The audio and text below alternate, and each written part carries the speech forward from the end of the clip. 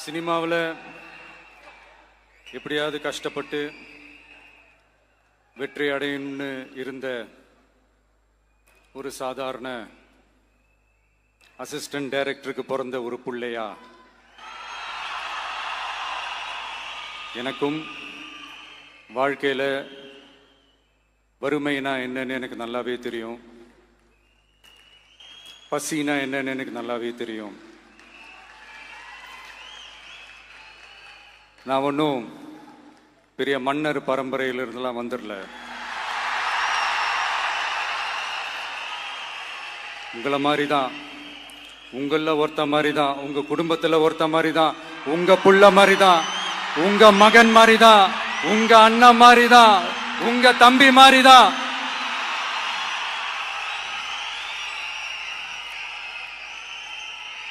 அப்படிதான் நான் உணர்றேன். நீங்களும் என்ன அப்படி நினைச்சதுனால தான் சினிமாவில் எனக்கு ஒரு மிகப்பெரிய ஒரு இடத்த ஒன்று கொடுத்தீங்க. அதையெல்லாம் விட்டுட்டு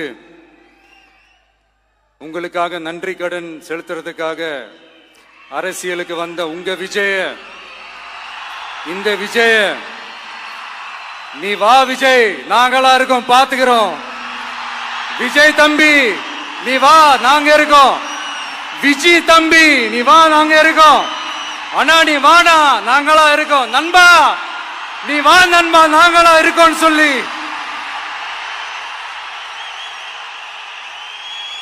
அவ்வளவு அன்பா, அவ்வளவு உறவா என்ன ஏத்துக்கிட்டீங்க. இந்த நேரத்தில் இதை நான் சொல்லணும்.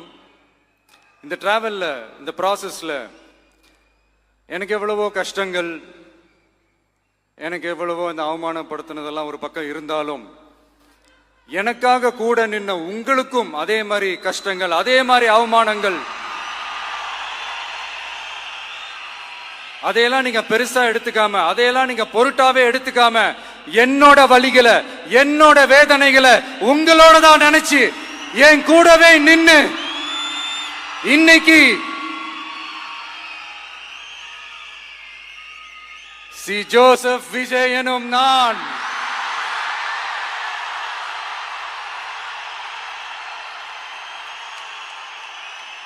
அத உண்மையாக்கி இருக்கிறீங்க. உண்மையிலே எனக்கு என்ன சொல்றதுன்னு எனக்கு தெரியல. என்னுடைய உறவுகளே, என்னுடைய சொந்தங்களே, நான் ஒன்றும் தேவ தூதன்லாம் கிடையாது. நானும் ஒரு இயல்பான ஒரு வாழ்க்கை வாழ்ற ஒரு சாதாரணமான மனுஷன்தான். நான் முன்னாடியே சொன்ன மாதிரி அது செய்வேன் இது செய்வேன்னு பொய்யான வாக்குறுதிகள்லாம் கொடுத்து உங்களை நான் ஏமாத்த மாட்டேன். எது சாத்தியமோ அது மட்டும்தான் நான் செய்வேன். இம்மிடியட்டா உங்க மனசுல ஒரு கேள்வி ஒண்ணு வரலாம், அப்ப சாத்தியம் இல்லாததை செய்ய மாட்டாங்களா, செய்ய முடியாதா அப்படின்ற ஒரு கேள்வி ஒண்ணு வரலாம். இத்தனை கோடி மக்கள் என் கூட இருக்கும் போது எது வந்தாலும் பாத்துக்கலாம், என்ன வந்தாலும் பாத்துக்கலாம் அப்படின்ற அந்த கான்பிடன்ஸ் என் மனசுல இருக்கு. இன்னொரு விஷயமும் நான் இங்க சொல்லணும். இன்னைக்கு நம்ம தமிழ்நாடு கவர்மெண்ட் இருக்கிற அந்த நிலைமையை பத்தி நான் உங்ககிட்ட நான் சொல்லணும். கிட்டத்தட்ட 10 லட்சம் கோடிக்கு மேல கடன் வாங்கி வச்சுட்டு போயிருக்கிற இன்னைக்கு அந்த தமிழ்நாடு அரசு இருக்கிறப்போ, கஜானாவை சுத்தமா தொடச்சி வலிச்சு வச்சுட்டு போயிருக்கிறப்போ, தூக்க முடியாத சுமையை ஏத்தி வச்சுட்டு போயிருக்கிறப்போ,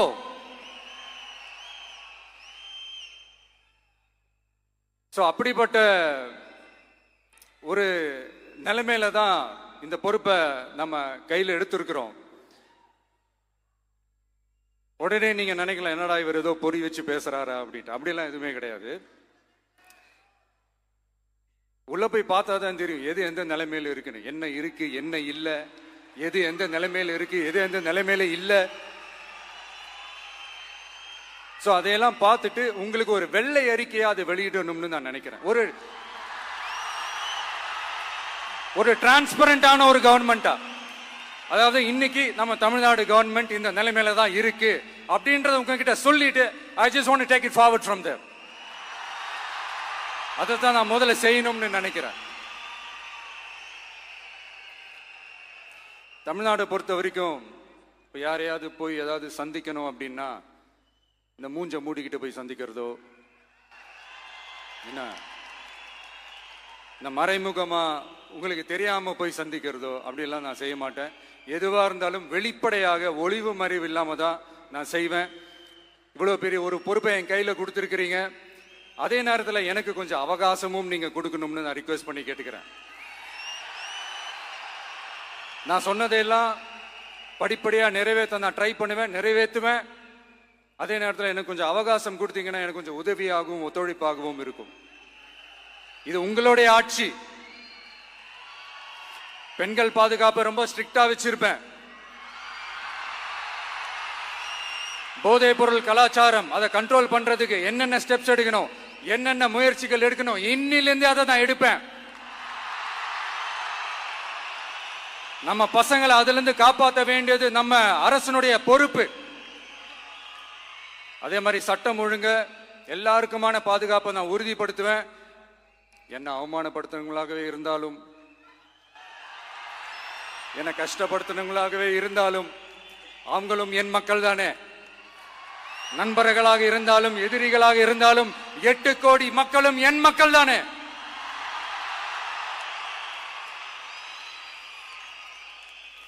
அது மாதிரி இந்த அடிப்படை விஷயங்கள், கல்வி, ரேஷன், மருத்துவம், குடிநீர், சாலை வசதி, பஸ் வசதி, இந்த மாதிரி விஷயங்கள்ல தான் என்னுடைய முதல் கவனம் செலுத்தணும்னு எனக்கு தோணுது.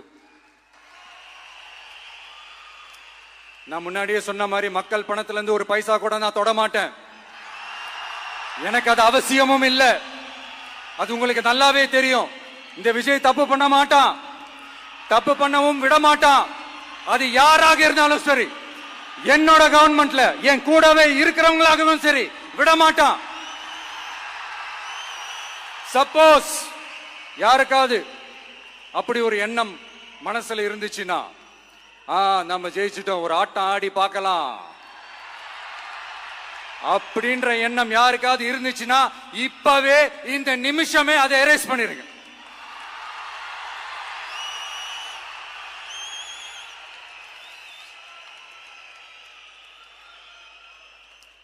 இங்க ஒரே சென்டர் தான், என் தலைமையில் உண்டான சென்டர். இந்த பக்கம் ஒரு சென்டர், இந்த பக்கம் ஒரு பவர் சென்டர், அங்க ஒரு பவர் சென்டர், அதெல்லாம் கிடையவே கிடையாது. இப்பவே சொல்லிடுறேன். பெண்கள், இளைஞர்கள், விவசாயிகள், அரசு ஊழியர்கள், ஆசிரியர்கள், உழைக்கிற மக்கள், மீனவர்கள் எல்லாருமே நம்ம டிவிக்கு அரசுல நல்லா இருப்போம், நல்லா இருப்போம், நல்லா இருப்போம். பிறப்புக்கும் எல்லா உயிர்க்கும் அப்படின்றத நம்ம சமரசம் இல்லாத அடிப்படை கோட்பாடு. சிறுபான்மை சகோதரர்களே, உங்களுக்காக நம்ம டிவிக்கு அரசு கூடவே நிற்கும். உங்களுக்கு அதுல எந்த விதமான சந்தேகமும் வேணாம். இந்து, முஸ்லிம், கிறிஸ்தவர்களுக்கான முகம்தான் இந்த விஜயினுடைய முகம். அதுல 100% நீங்க இந்த விஜயை நம்பலாம். இப்படி ஒரு சூழலை ஏற்படுத்தி கொடுத்த தமிழ்நாட்டு மக்கள், ஒட்டுமொத்த மக்கள், உங்கள் அனைவருக்கும் இந்த நேரத்தில் என்னுடைய நன்றியை தெரிவிச்சு, இன்னொருத்தவங்களுக்கு முக்கியமா நான் நன்றி சொல்லணும். அது இந்த விஜய் மாமாவோட குட்டி நண்பா, நண்பி.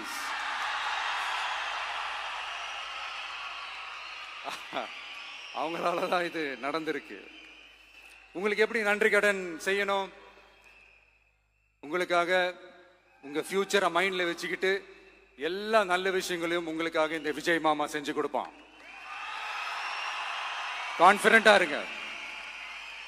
அதே மாதிரி இன்னொருத்தவங்களுக்கும் நான் முக்கியமா நன்றி சொல்லணும். உங்களை எப்படி நான் மறப்பேன்? நீங்க தான் என்னோட உயிராச்சு. தமிழக வெற்றி கழக தோழர்களே,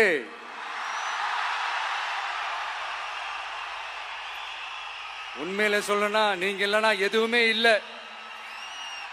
என்னோட கழக தோழர்களுக்கும், கழக நிர்வாகிகளுக்கும், வாக்கு சாவடி முகவர்களுக்கும், மை டியர் வர்ச்சுவல் வாரியர்ஸ், உங்கள் அனைவருக்கும் கோடான கோடி நன்றிகள். வாங்க எல்லாருமா சேர்ந்து ஒரு ஃப்ரெஷ் கவர்னன்ஸ், ஒரு நியூ கவர்னன்ஸ் ஒன்று கொடுப்போம். This is a new beginning.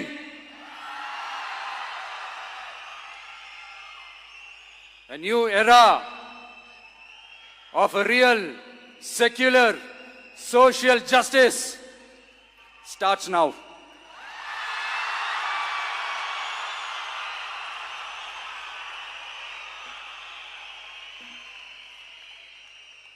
மக்கள் நலன்களை மட்டுமே லட்சியமாக கொண்ட நமது அரசுக்கு பக்கபலமாக நின்று ஆதரவை வழங்கியுள்ள காங்கிரஸ் பேரியக்கத்தின் தலைவர் மதிப்புக்குரிய திரு மல்லிகார்ஜுன் கார்கே அவர்களே, பாராளுமன்ற எதிர்க்கட்சி தலைவர் மதிப்புக்குரிய மை பிரதர் திரு ராகுல் காந்தி அவர்கள், காங்கிரஸ் கட்சியின் பொதுச் செயலாளர் மதிப்புக்குரிய திரு கே.சி. வேணுகோபால் அவர்கள், தமிழ்நாடு காங்கிரஸ் தலைவர் மதிப்புக்குரிய திரு செல்வ பெருந்தகை அவர்கள், என்னுடைய நண்பர் பிரவீன் சக்கரவர்த்தி அவர்கள், சிபிஐஎம் கட்சியின் தேசிய பொதுச் செயலாளர் மதிப்புக்குரிய தோழர் திரு M.A. பேபி அவர்கள், மாநில செயலாளர் மதிப்புக்குரிய தோழர் திரு பி. சண்முகம் அவர்கள், அரசியல் தலைமை குழு உறுப்பினர் மதிப்புக்குரிய தோழர் திரு கே. பாலகிருஷ்ணன் அவர்கள், பாராளுமன்ற உறுப்பினர் மதிப்புக்குரிய தோழர் திரு சு. வெங்கடேசன் அவர்கள், நமது அரசுக்கு ஆதரவு வழங்கியுள்ள விடுதலை சிறுத்தைகள் தலைவர் மதிப்பிற்குரிய அண்ணன் திரு திருமாவளவன் MP அவர்கள்,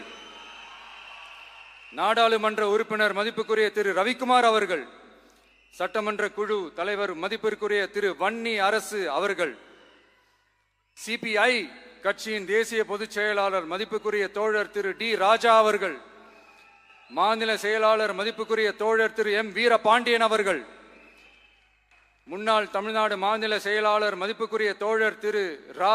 முத்தரசன் அவர்கள், இந்திய யூனியன் முஸ்லிம் லீக் கட்சியின் தலைவர் மதிப்புக்குரிய டாக்டர் திரு காதர் மொய்தீன் அவர்கள், நாடாளுமன்ற உறுப்பினர் மதிப்புக்குரிய திரு நவாஸ் கனி அவர்கள், உங்க எல்லாரையும் வருக வருக என்று வரவேற்கிறேன். முக்கியமா இந்த மாதிரி நேரத்தில் எனக்காக நீங்க குரல் கொடுத்ததுக்கும், எனக்காக நீங்க சப்போர்ட் பண்ணி கூடவே நின்னதுக்கும் உங்க எல்லாருக்கும் இந்த நேரத்தில் என்னுடைய நன்றியை தெரிவிச்சுக்கிறேன். கான்பிடண்டா இருங்க, நல்லதே நடக்கும், வெற்றி நிச்சயம். மீண்டும் சந்திக்கும் வரை இல்ல மீண்டும் மீண்டும் சந்திப்போம். நன்றி, வணக்கம்.